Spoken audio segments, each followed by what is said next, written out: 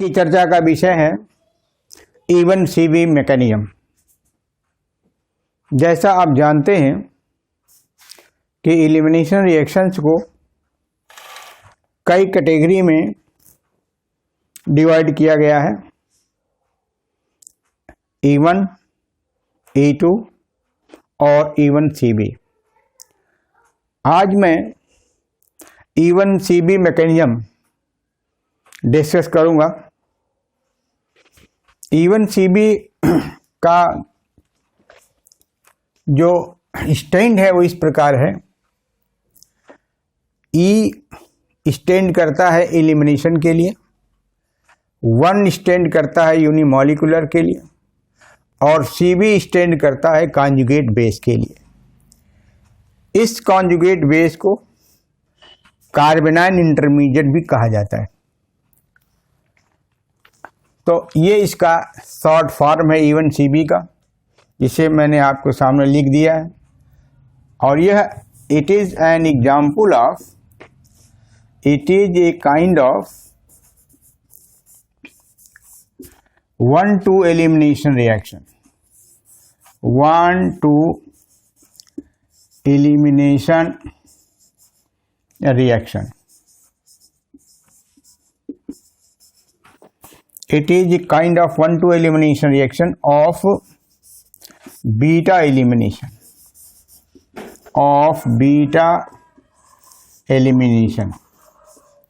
Beta elimination का मतलब है कि जो हाइड्रोजन प्रोटॉन के फॉर्म में शिफ्ट करेगा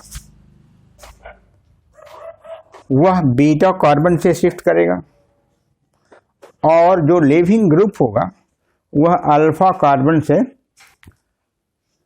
आउट जाएगा, बाहर जाएगा। अब इसमें इसकी कैरेक्टरिस्टिक्स क्या है, कौन कौन सी चीज़ें हैं जो इसके लिए इसेंशियल हैं। तो essential condition of E1 CB reaction, essential conditions.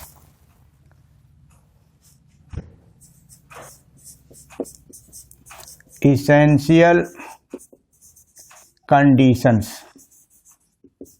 for E1 CB reaction। तो इसकी पहली कंडीशन है कि यह रिएक्शन स्ट्रॉन्ग बेस के प्रेजेंस में होता है। A strong base is required.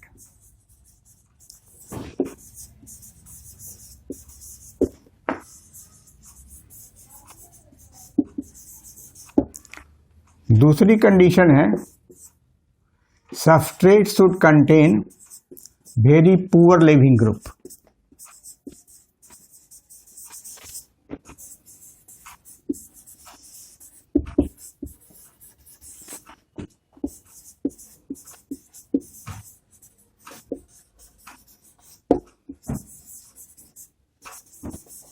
ये दो कंडीशन, स्ट्रॉन्ग बेस रिक्वायर्ड है।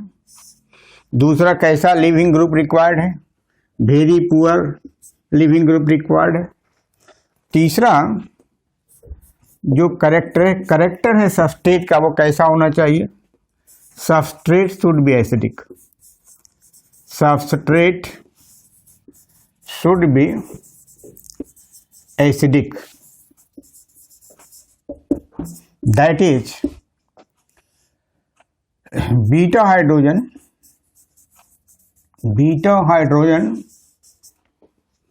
of the substrate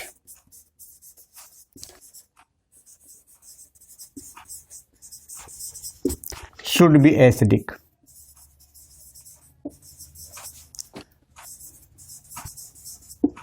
Otherwise, formation of conjugate base is not possible. Formation of conjugate based intermediate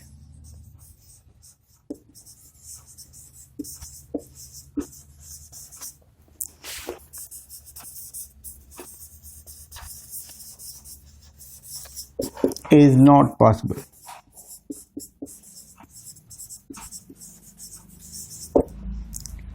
फिर मैं रिपीट करता हूं एसेंशियल कंडीशन में पहली कंडीशन स्ट्रॉन्ग बेस का होना जरूरी है। दूसरा, सबस्ट्रेट में वेरी पुअर लिविंग ग्रुप का होना जरूरी है। तीसरा, सबस्ट्रेट एसिडिक होना चाहिए। सबस्ट्रेट एसिडिक होना चाहिए। क्यों? क्योंकि इसमें जो इंटरमीडिएट बनता है वो कॉन्जुगेट बेस बनता है। तो कॉन्जुगेट बेस का बनना तभी पॉसिबल होगा जब स्टार्टिंग मटेरियल यानी सबस्ट्रेट एसिडिक होगा। Otherwise formation of conjugate base is not possible.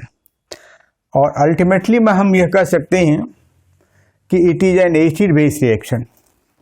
Fourth point it is important to mention, actually this is acid base reaction। acid base reaction कहाँ से acid आया, कहाँ से बेस आया? तो सबस्ट्रेट कैसा हो? एसिडिक हो। सबस्ट्रेट एसिडिक और जो बेस है, जो रिक्वायर्ड है, वह बेस ही है। तो अटैकिंग जो बेस है वह बेस ही है। तो attacking reagent is base. So there is reaction between acid and base. Result क्या होगा? फॉर्मेशन ऑफ कार्बेनाइन बनेगा, जिसे हम कॉन्जुगेट बेस कहते हैं। हम मैकेनिज्म के जो पॉइंट्स मैं अभी बता देता हूं आपको, क्योंकि आगे चलकर केवल एग्जांपल से हम एक्सप्लेन करेंगे। इसका मैकेनिज्म देखिए। मैकेनिज्म, इसकी 2 स्टेप्स होती हैं। It has 2 steps.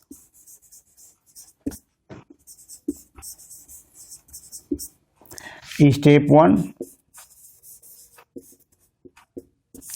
The reaction between substrate, the reaction between acidic substrate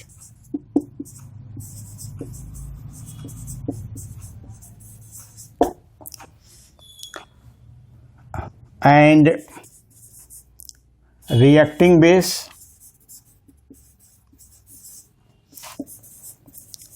ये पहला स्टेप है। The reaction between acidic substrate and reacting base produces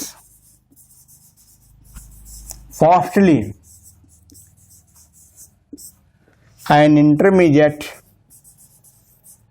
called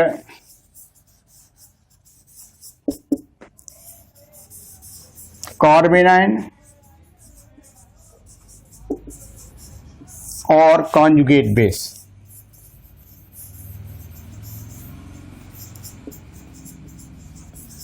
This step is fast and reversible।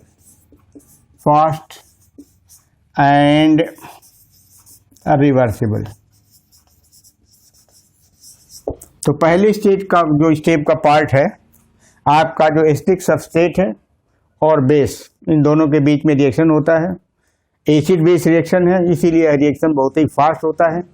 और जो intermediate बनता है वो कॉन्जुगेट बेस बनता है, जिसे हम कार्बेनाइन के नाम से जानते हैं, क्योंकि निगेटिव चार्ज जो है कार्बन पर रेसाइड करता है। अब दूसरा जो स्टेप है इसके मैकेनिज्म का, सेकेंड स्टेप में स्टेप 2, द कार्बेनाइन और conjugate base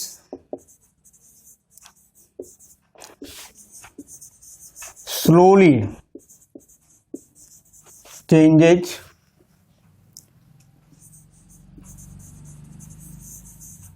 into the product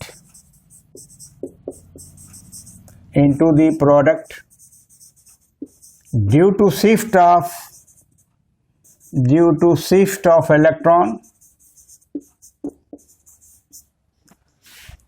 of electron from beta carbon to alpha carbon with expulsion of leaving group। with expulsion of leaving group.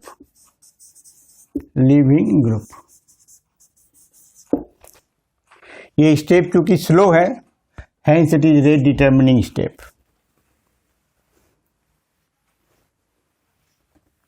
It is slow but rate determining step. हम rate equation भी लिख देते हैं एक ही साथ, फिर हम explain करते रहेंगे हर एग्जाम्पल के साथ। देखिए इसका रेट इक्वेशन क्या बनता है। पहला रेट इसका है, ये रेट इज प्रोपोर्शनल टू, हम कंसेप्ट प्रोपोर्शनलिटी कांस्टेंट लगा देते हैं। एक आपका सबस्टेट है, दूसरा इसके ऊपर बेस इसके ऊपर अटैक कर रहा है, दोनों का कंसंट्रेशन चेंज हो रहा है, hence it is second order reaction. Second order reaction का मतलब बेस का भी कंसंट्रेशन चेंज हो रहा है और सबस्टेट का भी कंसंट्रेशन चेंज हो रहा है, लेकिन इसकी जो मॉलिक्यूलरिटी है 1 है, but molecularity of the reaction is 1। Molecularity of the reaction is 1 O and this is 1। क्यों मॉलिक्यूलरिटी 1 है? क्योंकि इसका जो प्रोडक्ट बनता है वो कार्बेनाइन से बनता है और एक ही मॉलिक्यूल इन्वॉल्व है, इसलिए इसका जो फॉर्मेशन ऑफ द प्रोडक्ट है, product is proportional to concentration of carbanion only, hence unimolecular।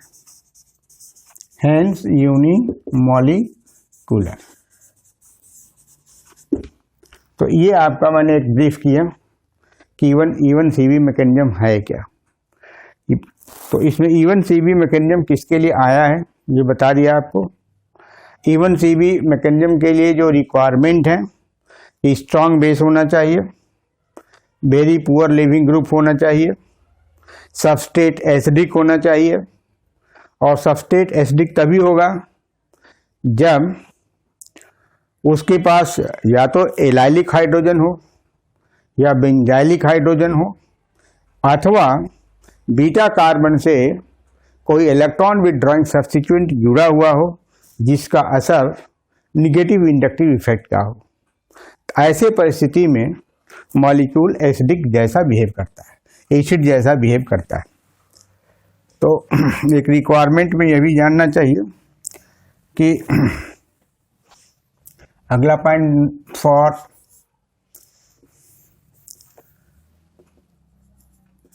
For acidic substrate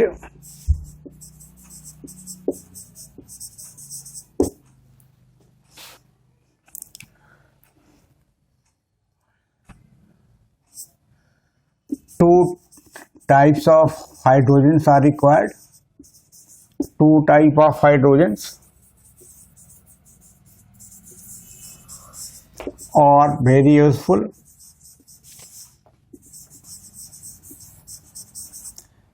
Number 1, allylic beta hydrogen. Allylic beta hydrogen. Second, benzylic hydrogen.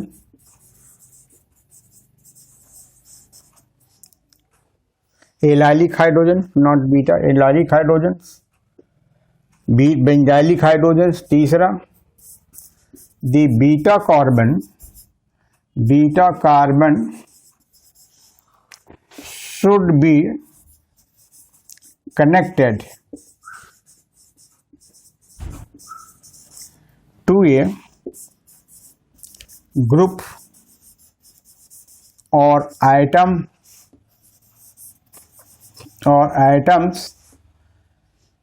imparting electron withdrawing effect, electron withdrawing effect और minus I effect. हम आपको एक general substrate लिख रहे हैं यहाँ पर। मान लीजिए यहाँ पर ये अल्फा बीटा, यहाँ पर कोई लिविंग ग्रुप जेड है, this is poor leaving group, poor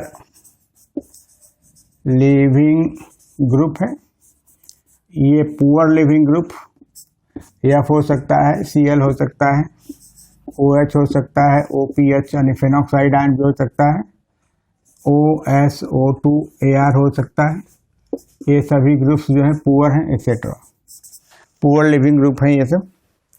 दूसरा ये जिससे लगा हुआ आउट गोइंग न्यूक्लियोफाइल है, ये अल्फा होगा, ये बीटा आपका कार्बन है।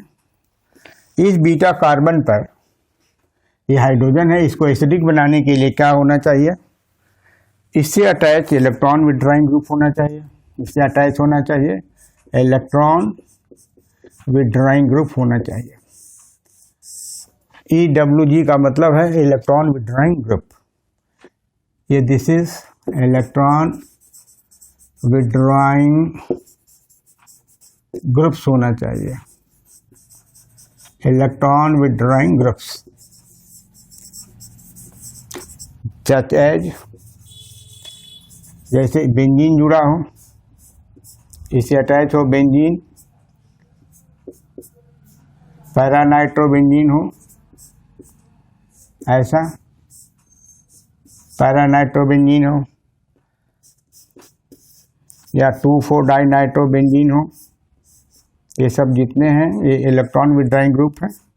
ये बीटा से अटैच होनी चाहिए, या विनाइल ग्रुप लगा हुआ हो, एक विनाइल हो या more than one vinyl group हो, ये लगा होना चाहिए। या ऐसा सिस्टम हो जिसके अंदर हेट्रोसाइक्लिक नहीं पॉलीन्यूक्लियस सिस्टम हो, जिसमें कि उसमें हाइड्रोजन एसिडिक बनता हो, वहाँ भी बेंजाइलिक और एलाइलिक की बात है, मान लीजिए ग्रुप होना चाहिए। या ऐसा सिस्टम हो जहाँ पर एलाइलिक कार्बन लगा हुआ हो, ऐसा एलाइलिक ग्रुप है, विनाइलिक ग्रुप है, ये फिनाइल है ही है। तो इस तरह से बहुत सारे एग्जाम्पल्स हैं, ध्यान आपको ये रखना चाहिए। या इलेक्ट्रॉन विड्रॉइंग में आप CF3 भी यूज़ कर सकते हैं, CCl3 भी यूज़ कर सकते हैं। इस तरह से ये सभी जो ग्रुप्स हैं अगर इस बीटा कार्बन से जुड़े हुए हैं तब ये हाइड्रोजन एसिडिक होगा, आसानी से बेस से इससे रिएक्शन होगा और इसका कार्बेनाइन जनरेट हो जाएगा। और बेस से जनरेट करने के बाद होगा क्या, मान लिया बेस है, रिवर्सिबल रिएक्शन है, एसिडिक प्रोटॉन है, तो ये जो यहाँ में इलेक्ट्रॉन विड्रॉइंग ग्रुप के साथ ही है, ये कार्बेनाइन जनरेट होगा, CH2 और Z होगा। इसी को कॉन्जुगेट बेस कहते हैं। बड़ा फास्ट रिएक्शन होता है, एसिड बेस पार्ट होता है, ये बेस ही है, ये निकल जाएगा B आपका H हो जाएगा, ये बेस का हम B ऐसे कर सकते हैं, ये कॉन्जुगेट बेस हो जाएगा, कॉन्जुगेट बेस हो गया। और कॉन्जुगेट बेस से प्रोडक्ट बनता है, स्लोली बनता है, ये स्लोली, ये तो फास्ट है, स्लो रिएक्शन है, इसलिए रेट डिटर्मिनिंग स्टेप भी है। यहाँ शिफ्ट करेगा, यहाँ पर ऐसे होगा आपका ये ग्रुप के साथ कार्बन कार्बन के बीच में डबल बॉन्ड आ जाएगा और जेड बाहर निकल जाएगा। ऐसे एक जनरल सीक्वेंस मैंने आपको बता दिया कि आपका एक सबस्टेट है, ये कैसे इसमें बनता है। अगर ये रिक्वायर्ड कंडीशन आपके माइंड में हो कि हम यहाँ पर डिफरेंट इलेक्ट्रॉन विड्रॉइंग ग्रुप लगा करके कार्बेनाइन जनरेट कर सकते हैं, ये ध्यान में रखना चाहिए। हम 2-4 एग्जाम्पल्स आपको देते हैं, मैकेनिज्म ही सबमिट करते हैं। मान लिया एग्जाम्पल देखिए, एग्जाम्पल्स विद मैकेनिज्म।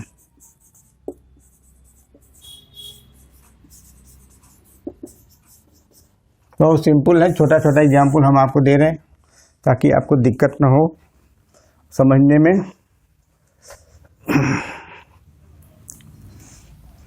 देखिए मान लिया ये आपका बेंजीन है, इलेक्ट्रॉन विड्रॉइंग है ही है, जिससे माइनस आई इफेक्ट इसके पास है, आपको पता है। यहाँ पे बीटा लगाइए, हाइड्रोजन CH2 हो गया, और यहाँ पर आपने F लगा दिया। ये कंपाउंड हो गया आपका, शॉर्टिंग है। ये इलेक्ट्रॉन विड्रॉइंग ग्रुप है ही है। ये आपका अल्फा कार्बन हो गया, ये बीटा कार्बन भी हो गया। दूसरा मैंने आपसे चर्चा यह किया था कि हाइड्रोजन बेंजाइलिक होना चाहिए, तो यहाँ पर जो हाइड्रोजन ये है बेंजाइलिक हाइड्रोजन भी है। आप जानते हैं कि जो बेंजाइलिक हाइड्रोजन होता है वो एसिडिक होता है। बेंजाइलिक यह चीज़ एसिडिक है, तो आप बेस लगा दीजिए। मान लीजिए आप बेस सोडियम मिथॉक्साइड ले लीजिए, रिवर्सिबल रिएक्शन होता है, बहुत फास्ट रिएक्शन होता है। यहाँ से प्रोटॉन निकलेगा, कार्बेनाइन जनरेट होगा, CH ये बना, CH2 हुआ, और यहाँ पर CF है। फ्लोरीन जो है पुअर लिविंग में आता है ऐसा, ये आपका कार्बेनाइन हो गया। अब कार्बेनाइन बन गया, अब क्या करना है आपको, ये रिएक्शन दूसरा स्लो होता है, ये रेट डिटर्मिनिंग स्टेप है, और DS में रेट डिटर्मिनिंग स्टेप है, ये यहाँ शिफ्ट करेगा, ये ऐसा हो जाएगा। तो आपका ये प्रोडक्ट बन गया, स्टायरीन बन गया आपका, और फ्लोराइड आयन बाहर निकल गया। यह जो फ्लोराइड आयन बाहर निकलेगा, इसका पार्टनर जो होगा पोटेशियम होगा या सोडियम होगा, उसके साथ इसका रिएक्शन हो जाएगा। दिस इज जो स्टायरीन हो गया। अगर रिएक्शन को और फास्ट करना है, रिएक्शन इससे भी फास्ट हो, तो एक तो एग्जाम्पल नंबर 1 है, इसी में हम चेंज कर देंगे तो रिएक्शन बहुत फास्ट होने लगेगा। क्या करेंगे, इसमें एक नाइट्रो ग्रुप लगा दीजिए। दूसरा एग्जाम्पल लीजिए, यहाँ पे NO2 आ जाएगा,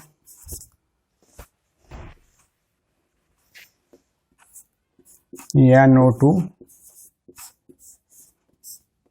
ये इलेक्ट्रॉन विड्रॉइंग ग्रुप वेग बढ़ गया, CH2 मान लिया, Cl लगा दिया, रिएक्शन तो ऐसे ही होना है, कोई चेंज इसमें नहीं होने वाला है। मान लिया हाइड्रोक्साइड लगा दिया, इसमें पोटेशियम हाइड्रोक्साइड यूज कर दिया, KOH कर दिया, या सिंपली OH माइनस कर दिया। यहाँ से प्रोटॉन निकलेगा, फास्ट रिएक्शन होगा, NO2 कार्बेनाइन जनरेट हुआ, CH2 और FCl हो गया, ऐसा कॉन्जुगेट बेस बन गया, कार्बेनाइन, और ये स्लो रिएक्शन होता है, रेट डिटर्मिनिंग स्टेप है। अब ये रिएक्शन फास्ट क्यों होता है, यह समझना चाहिए। ये बेस है और ये एसिडिक हाइड्रोजन है। ये जो हाइड्रोजन है दिस इज एसिडिक हाइड्रोजन है। तो आप जानते हैं कि एसिड और बेस के बीच में रिएक्शन बहुत फास्ट होता है, बहुत तेज़ी से होता है, इसलिए रिवर्सिबल भी है। और ये कॉन्जुगेट बेस क्यों है, क्योंकि इस एसिड सबस्ट्रेट से प्रोटॉन के निकलने के बाद, ध्यान से सुनिए, इस एसिडिक सबस्ट्रेट से प्रोटॉन के निकलने के बाद जो चीज़ शेष बचती है उसको इस एसिड का बेस कहा जाता है। तो ये इसका कॉन्जुगेट बेस भी है। कार्बेनाइन मैंने लिख दिया इसलिए कि कार्बन पर नेगेटिव चार्ज है, ये कॉन्जुगेट बेस है, ये स्लो होगा, ये यहाँ पर शिफ्ट करेगा 1 to एलिमिनेशन है, यहाँ से निकल जाएगा।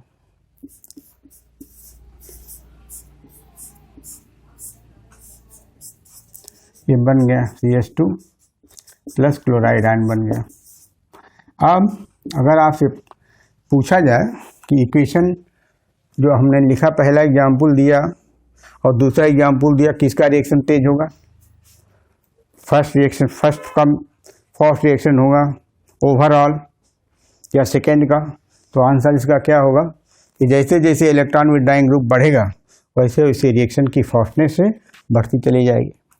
अब हम एक चेंज इसी में कर दे रहे हैं, तीसरा एग्जाम्पल दे रहा हूँ मैं। यहाँ पर अगर CH3 कर दें, तीसरे एग्जाम्पल में यहाँ पर NO2 ग्रुप लगा दीजिए, कुछ नहीं करना, फिर यहाँ NO2 लगा दीजिए, यहाँ पे NO2, तो ये प्रोडक्ट आपका बन जाएगा।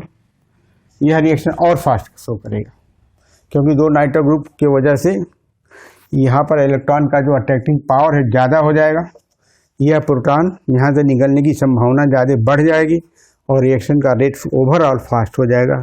तो इन तीनों में सबसे ज़्यादा रिएक्टिव, ऑर्डर ऑफ रिएक्टिविटी अगर देखना होगा order of reactivity towards E1CB, तो क्या ऑर्डर होगा?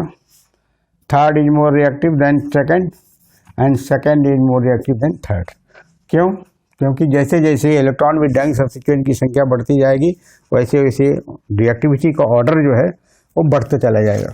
तो इसका ऑर्डर ये है। तीसरा जो कंपाउंड था इसकी रिएक्टिविटी दूसरे से अधिक है और दूसरे की रिएक्टिविटी पहले से ज़्यादा है।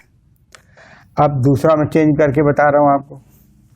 मान लिया अगर हम कोई एलाइलिक ले लें, एलाइलिक करने के लिए पहले विनाइल बनाना पड़ेगा। ये विनाइल ग्रुप हो गया, यहाँ पर CH2 कर दीजिए और यहाँ CH2 कर दीजिए और यहाँ पर OPH कर दीजिए। फिनाइल ग्रुप है ये OPH। PH को अगर आता है तो ऐसे भी लिख सकते हैं, ऐसे। ये भी फास्ट रिएक्शन होगा। मान लिया इसका रिएक्शन लिख लीजिएगा, मेथॉक्साइड आयन है, सोडियम मेथॉक्साइड से कर लिया। तो यहाँ पर ये जो हाइड्रोजन है, ये हाइड्रोजन एलाइलिक हाइड्रोजन है, ये भी एसिडिक होता है। एलाइलिक यह चीज़ एसिडिक, तो ये एसिडिक है, बेस से रिएक्शन हो रहा है, कार्बन आयन जनरेट करेगा, CH2 C डबल बॉन्ड, ये ऐसा, ये निगेटिव चार्ज हो गया, CH2O ऐसा। दिस इज कार्बन आयन और कॉन्जुगेट बेस, दोनों एक ही चीज, कॉन्जुगेट बेस हो गया। अब रिएक्शन धीरे धीरे होगा, स्लो होगा। रेट डिटरमिनिंग स्टेप पर मैंने चर्चा पहले कर चुका हूँ। ये यहाँ आ जाएगा, ये बाहर निकल जाएगा, ये बन जाएगा CH2 डबल बॉन्ड CH, ऐसा CH ऐसा हो जाएगा कि कॉन्जुगेशन में ये फेनॉक्साइड आयन होगा। फेनॉक्साइड आयन ये आपका 1,3-ब्यूटाडाइन हो जाएगा, 1,3-ब्यूटाडाइन हो जाएगा, ऐसे 1,3-ब्यूटाडाइन हो जाएगा। ये कॉन्जुगेशन में डबल बॉन्ड आ गया, मॉलिक्यूल काफ़ी स्टेबल हो गया। एक एग्जांपल और देता हूँ मैं आपको। अगर मान लें 2 विनाइल ग्रुप लगे हों तब क्या होगा? जैसे एग्जांपल के तौर पर एक विनाइल ऐसे कर दिया, दूसरा विनाइल ऐसे कर दिया। देखिए दोनों विनाइल ग्रुप हैं, ये ध्यान रखिएगा। यह एक प्रोपीन मॉलिक्यूल है, दूसरा प्रोपीन मॉलिक्यूल है, दोनों को जोड़ दिया। यहाँ पर जो कार्बन होगा वो कार्बन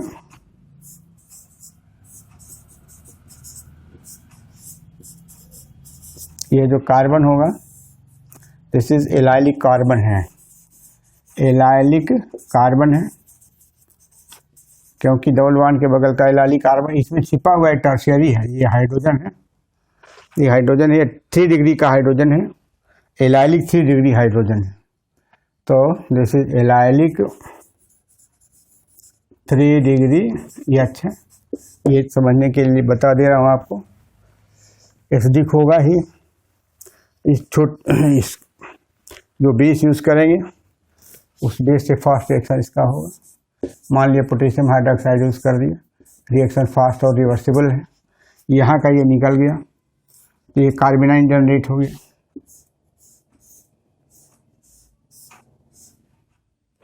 C हो गया, Cl हो गया, CH3 हो गया, ये CH3 हो गया और यहाँ पर कॉन्जुगेट बेस हो गया, कॉन्जुगेट बेस, इसको कार्बन आयन भी बोला जाता है। फिर लिख देता हूँ कार्बन आयन हो गया। अब क्या होगा? अब तक तो फास्ट था, अब इसका स्लो रिएक्शन होगा, स्लो रेट डिटरमिनिंग स्टेप है ये। अब यहाँ पर ये शिफ्ट करेगा, ये ऐसा, ये यहाँ पर डबल बॉन्ड यहाँ शिफ्ट करेगा और यहाँ से एक लिविंग ग्रुप Cl बाहर निकल जाएगा, यहाँ डबल बॉन्ड आ जाएगा।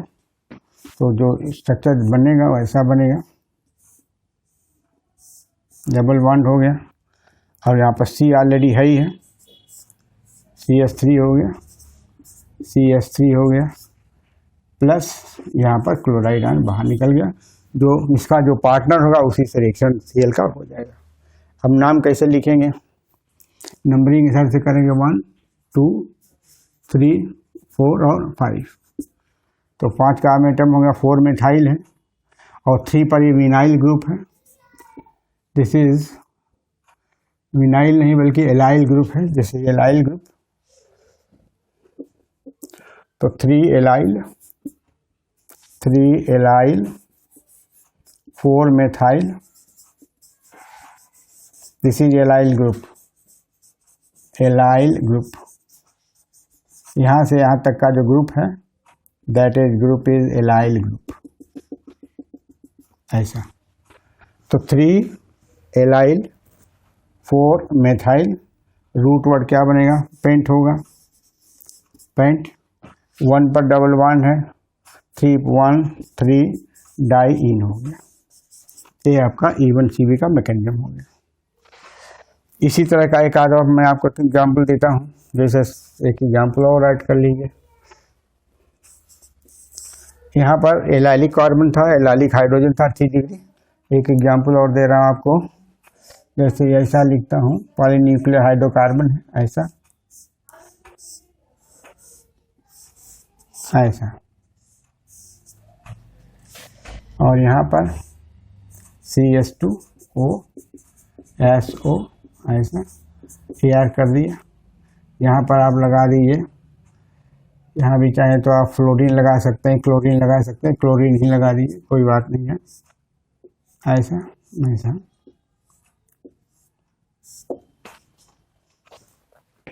इसको हटा देना।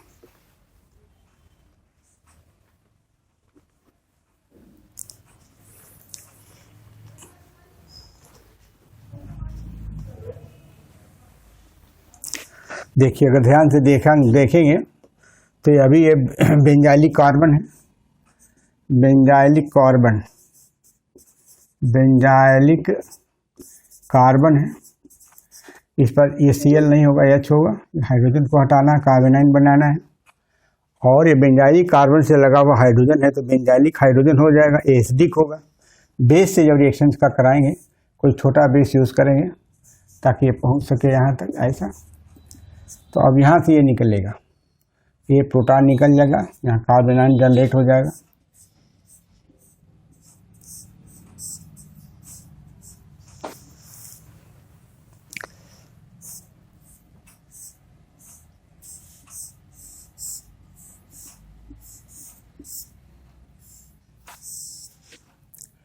यहाँ पर नेगेटिव चार्ज हो गया, यहाँ पर आपका CH2 है O,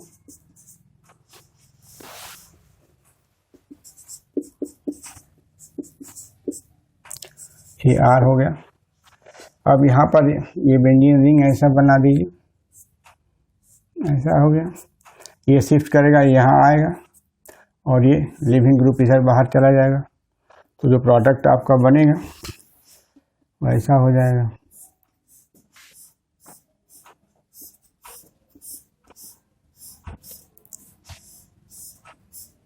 CH2 हो गया, ये आपका ऐसे ऐसे करिए, प्लस AR एराइल सल्फोनेट हो जाएगा, ये बन जाएगा। ये आपका प्रोडक्ट हो गया, बाईसाइक्लिक प्रोडक्ट हो गया। कभी कभी क्या एग्जाम्पल्स ऐसे भी इसमें हैं, मेंशन्ड है। जैसे हम एक कंपाउंड ऐसा बनाएं, सिंपल एग्जाम्पल का कंपाउंड, जैसे यहाँ पर है, यहाँ पर हम Cl लगा दें और यहाँ पर CF3 कर देते हैं, CF3 कर दिया जाए। तो यहाँ पर इलेक्ट्रॉन अट्रैक्ट करने वाले, एक तो ये भी अपनी तरफ इलेक्ट्रॉन को अट्रैक्ट करेगा, यहाँ पर Cl, जैसे CF F एंड F ऐसे करिए और यहाँ पे H होगा। यहाँ का जो ये विनाइलिक है, विनाइलिक कार्बन से, ये भी विनाइलिक कार्बन से, तो इसलिए भी एलाइलिक माना जा सकता है इसको। और यहाँ से बेस की मदद ली जाएगी, यहाँ पर रिवर्सिबल का निशान है, ये फास्ट रिएक्शन हो रहा है और ये स्लो रिएक्शन होगा, this is slow. Rate determining step है, ये आपका प्रोडक्ट। ठीक इसी पैटर्न पर ये भी रिएक्शन होगा। अगर ऐसा है तो ठीक है, अदरवाइज यदि कंफ्यूजिंग है तो इसको हम ऐसे भी लिख सकते हैं। यहाँ पर हम कोई दूसरा रिंग लगा सकते हैं, जैसे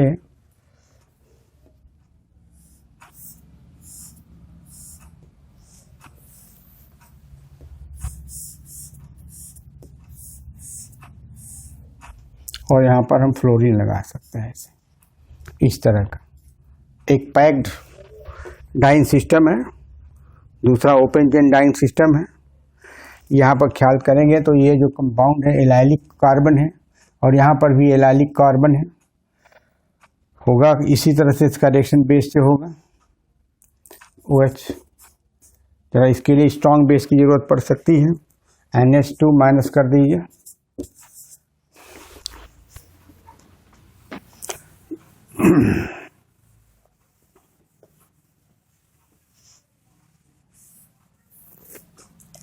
ये आपका क्लोज सिस्टम का है, ऐसे ये निकल जाएगा यहाँ से। ओपन सिस्टम का हो गया, ये फ्लोराइड हो गया, यहाँ पर निगेटिव चार्ज हो जाएगा। ये रिएक्शन फास्ट है, ये रिएक्शन स्लो है, ये भी कार्बेनाइन है, कॉन्जुगेट बेस है, कार्बेनाइन और कॉन्जुगेट बेस और रेट डिटर्मिनिंग स्टेप है। अब यहाँ शिफ्ट करेगा, ये फ्लोराइड बाहर निकल जाएगा। एक सिस्टम क्लोज कर दिया, 5 मेंबर्ड बना दिया, डबल बॉन्ड यहाँ कर दिया, ऐसे ये सिस्टम बन गया। ये कम्प्लीटली कॉन्जुगेटेड सिस्टम है, this is completely conjugated system. ये सिस्टम एरोमेटिक भी है, अगर कंसीडर करें this system is stable one, क्योंकि एरोमेटिक भी है, कम्प्लीटली कॉन्जुगेटेड सिस्टम है, कम्प्लीटली कॉन्जुगेटेड सिस्टम है, कंपाउंड है, एरोमेटिक भी है। एरोमेटिक शुरू किया था आपने नॉन एरोमेटिक से, एरोमेटिक भी है। ये नॉन एरोमेटिक से प्रारंभ किया, this is non aromatic, non aromatic,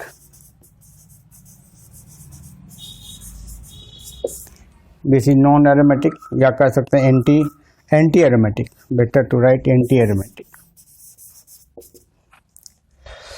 अब एक एग्जाम्पल है, जैसे कार्बिन बेंजाइन के फॉर्मेशन में भी, जैसे 8वां एग्जाम्पल है formation of benzene, formation of benzene है, यह भी E1CB का ही एग्जाम्पल है, एग्जाम्पल ऑफ E1CB रिएक्शन है।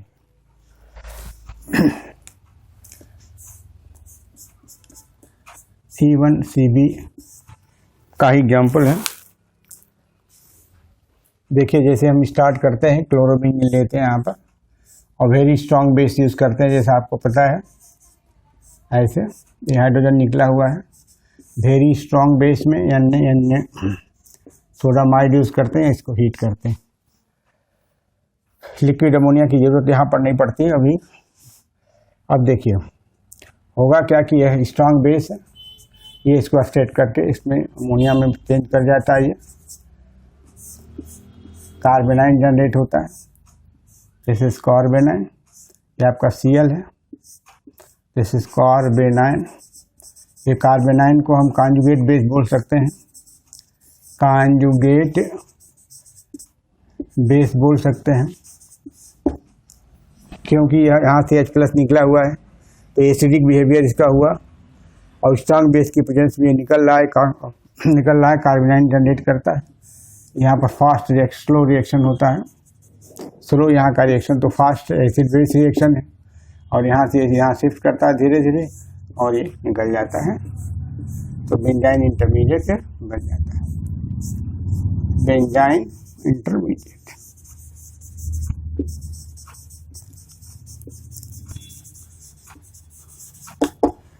तो एक क्वेश्चन भी आपको जानना चाहिए कि किस तरह के कंपाउंड अगर दिए रहें तो आप समझ जाएं कि इसमें कौन सा मैकेनिज्म काम करेगा। एक क्वेश्चन भी जानना जरूरी है। ये 4 कंपाउंड में आपको देता हूं, आपको उत्तर देना है कि कौन सा E1CB मैकेनिज्म शो करेगा। क्वेश्चन है which of the following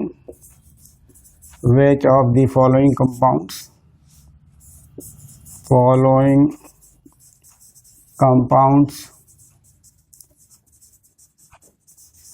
will undergo E1CB reaction. पहला है ए, मान लिया CH3 है, ये H है, यहाँ H है, यहाँ Br है।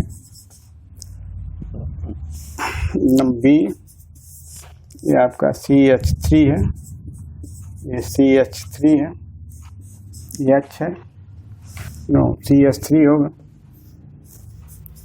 यहाँ भी Br है।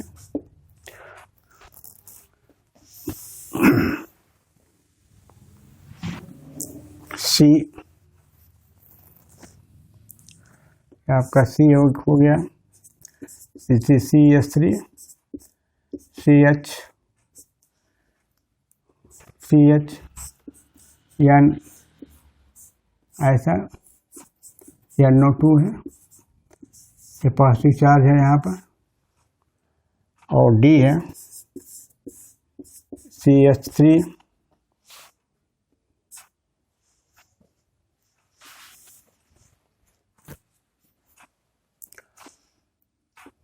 यहाँ हम CF3 लिखते हैं, CF3 है, CH2 है, CH2 है और फ्लोरीन। ये 4 कंपाउंड्स आपके सामने दिए हुए A, B, C और D। आपको बताना है कि E1CB मैकेनिज्म से कौन सा सबस्ट्रेट जो दिया हुआ है E1CB रिएक्शन शो करेगा, तो उसका उत्तर यह है, D is the correct answer.